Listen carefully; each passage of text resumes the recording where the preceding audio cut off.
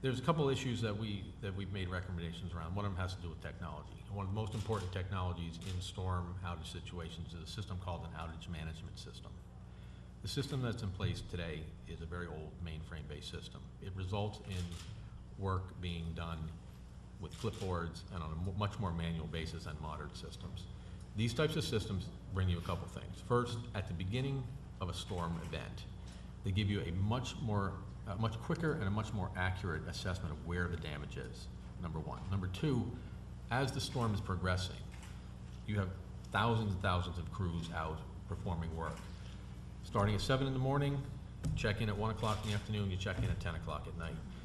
These modern outage management systems are a mechanism to understand what work is getting accomplished. So crews are out in the field accomplishing the work and statusing it, not through a manual process, but in the system, comes back.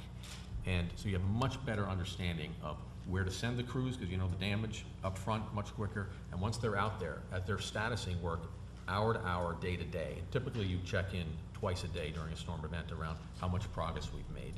And what that gives is the management, storm restoration management team, real-time information about where the damage is and what the status is. I think that one of the issues we've seen is that with the technologies that is in place there today, now we've made this recommendation, we intend to have it in place in the next 12 months, is that you're at a little bit of a handicap in really understanding where to send the crews, and more importantly, as work is getting accomplished and getting updated, being able to stand up at a press conference or in a communications forum and give an accurate picture of what work we accomplished today. Is this circuit back or not? So there is a piece of this related to this outage management system, and we are correcting that. Secondly, somewhat driven by the availability of this system, one of the processes we use at PSE&G that we intend to replicate here, by the way, we intend to replicate our entire storm process on Long Island, is a process where for each municipality, we have an individual conference call meeting each morning, and we provide them with a 3-day plan.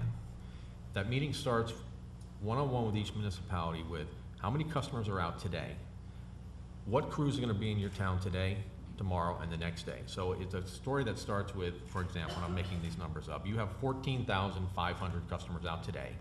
We're going to have X amount of crews in your town today. By tomorrow, you'll be down from 14,000 to 12,000. The next day down to 8,000, the next day down to 4,000. So we do a rolling 3-day picture of what is happening in that town, and they can watch and trend this piece coming down. And the combination of those two things gives us a great deal of information about what the current status is. Just one other piece though, which is